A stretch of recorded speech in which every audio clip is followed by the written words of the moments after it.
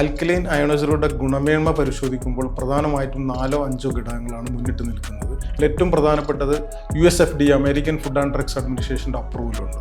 രണ്ടാമത് അതിനകത്ത് നിങ്ങൾ ഏത് തരം പ്ലേറ്റുകളാണ് യൂസ് ചെയ്യുന്നത്, ആ പ്ലേറ്റുകളകത്ത് പ്ലാറ്റിനം ആണെങ്കിൽ പ്ലാറ്റിനത്തിൻ്റെ എന്തുമാത്രം കോട്ടിങ്, എത്ര % കോട്ടിങ് വരുന്നുണ്ട്. 99.99% കോട്ടിങ് അടങ്ങിയിട്ടുള്ള അല്ലെങ്കിൽ പ്ലാറ്റിനം അടങ്ങിയിട്ടുള്ള പ്ലേറ്റുകളാണ് ഏറ്റവും ഉന്നത നിലവാരത്തെ ഉറപ്പുവരുത്തുന്നത്. അതിനകത്ത് വരുന്ന രണ്ടാമത്തെ 99 ശേഷം വരുന്ന അല്ലെങ്കിൽ 2 ഡിജിറ്റിൽ വരുന്ന മാറ്റങ്ങളിൽ അതിൻ്റെ പ്രൊഡക്റ്റിൻ്റെ ക്വാളിറ്റിയിൽ വലിയ തോതിൽ മാറ്റങ്ങൾ സംഭവിക്കും. ഉദാഹരണത്തിന് ഡെസിമലിന് ശേഷം 0.0 ശേഷം വരുന്ന 99.97 98 99 ആണെങ്കിൽ ആ ലാസ്റ്റ് വരുന്ന ഒരു നമ്പർ മാറുന്നതിനനുസരിച്ച് പ്രൊഡക്റ്റിൻ്റെ അല്ലെങ്കിൽ ഉൽപ്പന്നത്തിൻ്റെ ക്വാളിറ്റിയിൽ 4-5 മടങ്ങ് വ്യത്യാസം വരുന്നുണ്ട്. അപ്പം നിലവാരം കുറഞ്ഞ പ്ലാറ്റിനം ടൈറ്റാനിയം പ്ലേറ്റുകൾ അടങ്ങിയ ധാരാളം മെഷീനുകൾ വിപണിയിൽ എത്തിയിട്ടുണ്ട്.